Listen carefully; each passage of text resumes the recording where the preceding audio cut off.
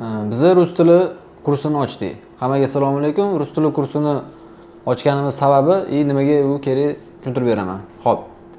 Rus tili o'zi eng asosiy problema bo'lib qoldi hozirgi zamonda.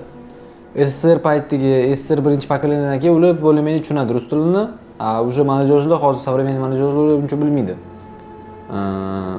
Даже вот universitetlardan, kollejlardan, maktablardan hamma joyda отчисление bo'lib ketyapti. Shu sababli ekzamenlardan o'ta olmayapti, собеседованиyalardan o'ta olmayapti, ishga olmayapti. Там и даже просто ko'chada yurib bo'lmayapti rus tilisiz. Shunga qarab biz rus tili kursini ochadigan qarorga keldik. Bu narsaga ko'p sabablar bo'ldi. Bu narsaga ko'p tayyorgarlik bo'ldi. То есть yaxshi prepodavatellarni topdik. Ko'p kuch ketdi.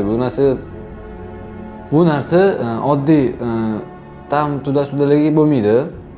Именно rus tilini o'rganmoqchi bo'lgan odamlarga to'g'ri keladi. Rus tilini прям ideal o'rganmoqchi bo'lganlarga и rus tilini professionalni o'rganmoqchi bo'lganlarga to'g'ri keladi. Narxi uncha qimmat emas.